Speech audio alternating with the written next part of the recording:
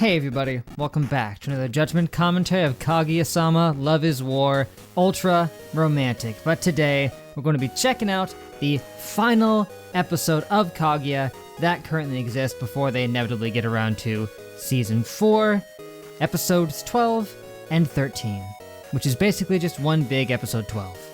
But last time, on Episode 11, we learned that all of those heart-shaped balloons were stolen by a phantom thief who goes by the name of Arsene.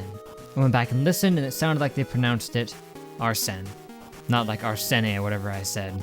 But what's interesting is that the phantom thief did not just take the balloons, they also left some new balloons to replace them. And given all the other bits of information that we got leading into this here, sounds to me like Arsene is probably Miyuki, right? Generally, he just fits the bill here, because who else would want to take a bunch of heart-shaped balloons, and what would they want to do with them? Well, for Miyuki, he can obviously use these as part of his grand master plan to confess to Kaguya. But apart from that stuff we learned about Arsene right at the very beginning of the episode, another really important thing that went down was that poor Ishigami, it seems as though Tsubame isn't really interested in him. I mean, sort of, it's complicated. You see, she sat down with Kaguya and asked for some advice.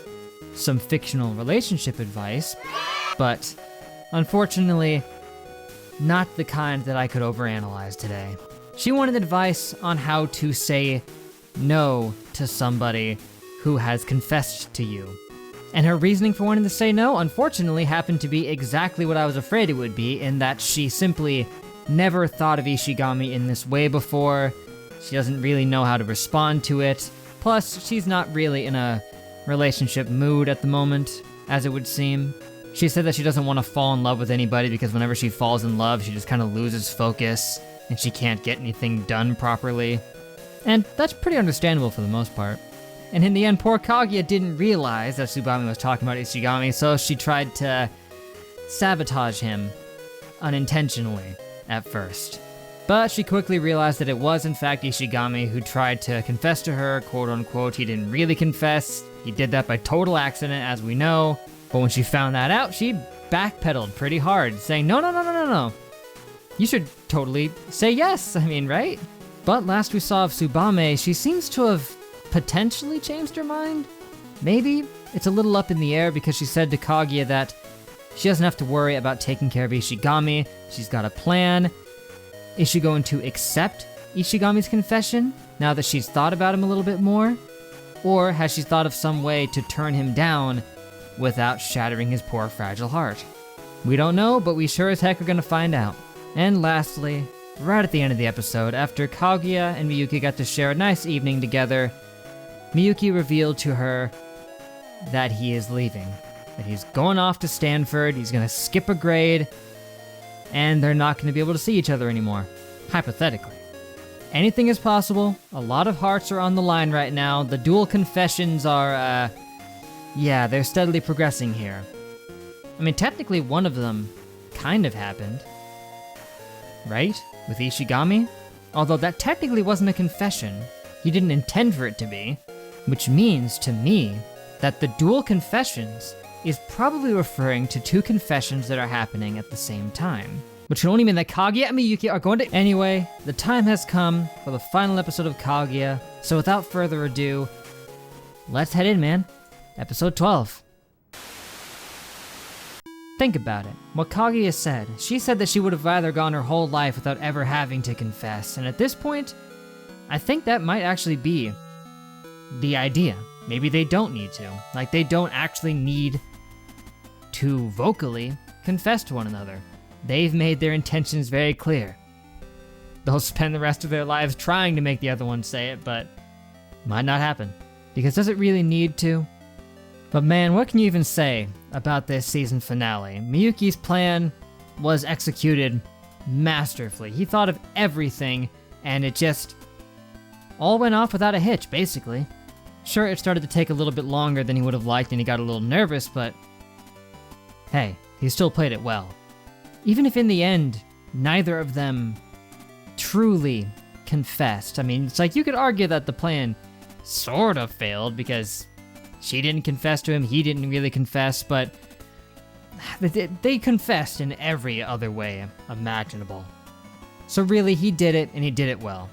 He even orchestrated the plan good enough to keep Fujiwara off their backs because she surely would have gotten in the way. I mean, that's the thing, is that Fujiwara was almost always the one getting in the way. She was always the chaotic third party who would just get in between either of their attempts, so he knew that he had to keep her out of it. And then we have what happened with Ishigami, where he finally realized that he unintentionally confessed to Tsubame, and in the end, all he got was her saying that she would wait, think about it more, get to know him better, and then give him an answer, which is fair enough for now, I suppose. But of course, they seemingly set up right at the very end there that there's something there between Ishigami and Miko. Given how much they showed us that they were always kind of helping each other, you know, without really making it obvious that they were helping each other, it seemed to me like they were going to set up something between them potentially, and that seems pretty apparent at this point. Probably going to be some conflict with that down the line, right? But hey, that truly was a heck of a finale. The setup and the payoff was just really good, man. It felt nice to see the two of them finally admit their feelings as close as they possibly could. And in the end, it seems like they might never have to truly confess. At this point, they know how they feel about each other. And now Kaguya will potentially be joining him in Stanford, but of course, there's the fact that he is going to be skipping a grade, and unless she skips a grade, that means she's still going to get left behind for a little bit there. I mean, her grades are probably good enough to where she could skip if she really wanted to, but of course, there's the problem of her dad. That is a bit of a hurdle. And even though this is the end of Season 3, the story is not over yet. Season 4 will happen eventually, and Kaguya seemingly set up a lot of the issues that we'll be dealing with there. And she'll probably still be trying to get him to confess, just in a different way now. So, as a whole, what can I say about Kaguya that I haven't already said numerous times? As a romantic comedy, it's probably one of the best ones I've seen. I mean, just really funny, really genuinely moving with its romance, and the characters are just so fun.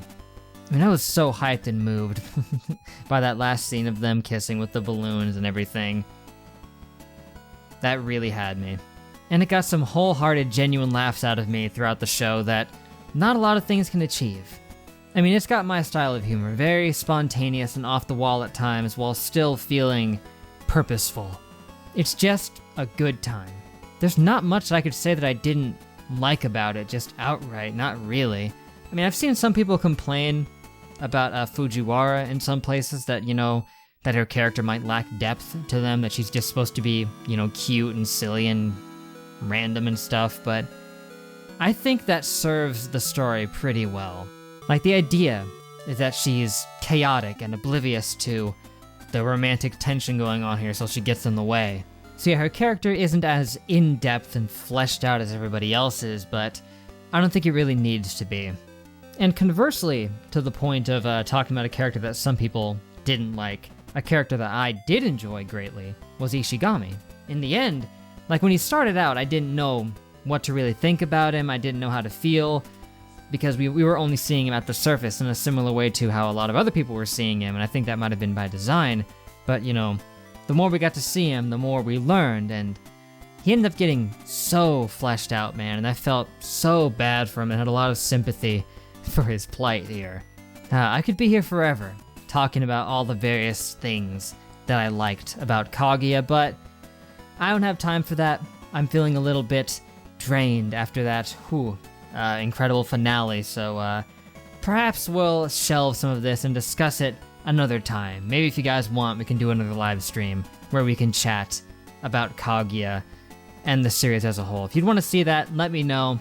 Maybe I can schedule something, but for now, I really think that's about it, you know? I think we can close the book on Kaguya for the time being. And, you know what that means? It means it's time to vote on what I check out next, and it's gonna work in the same way as it was before. You just go down into the description. There's a link to the Discord server if you're not already a part of it. You just go through there, get through the verification process, go to the voting channel, and then vote for whatever series you want me to react to next. The ones that are voted on the most will move over to a Patreon poll, and the one that wins that poll will be the next series. So yeah, that's pretty much it. A very simple process, but as always, the voting will begin once this video goes up on YouTube in a week after it drops on Patreon, so all the patrons, just keep your eye on the sub feed for when the voting begins. Or just keep an eye out for the announcements, because I'll also announce it on the Discord server itself. But yeah, I really liked Kaguya, man. A super fun series, just all the way through. Not too much in the way of weak points or things to criticize about it. It was just fun. So overall, I'd say this is probably about a solid 9 out of 10 of a show, really. But anyway, I'd just like to say thank you for everyone who stuck around for the Kaguya series. I genuinely had a good time with it, and I hope you guys did as well. It was something else. It was a bit of a refresher from Monogatari in a lot of ways, even if it still made me think about it from time to time, because they overtly referenced it on occasion. But genuinely, I hope you guys have enjoyed watching this reaction series as much as I have enjoyed making it.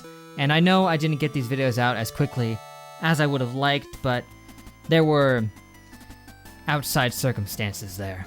But for now, I think that's going to be it, guys. Thank you for watching. Make sure to leave a like and a comment if you enjoyed. Subscribe to be updated on whatever else I get up to around these parts in the interim between Kaguya and the next thing. I'll probably just try to catch back up on Maiden Abyss. There were a lot of episodes that I didn't get to see because I was trying to focus on Kaguya as well as on some commissions, but in the meantime, maybe I'll try to finish that up. Maybe start Chainsaw Man. I kind of want to see that too. But really, I think I've been rambling on long enough, so until we meet again, I will see you guys later!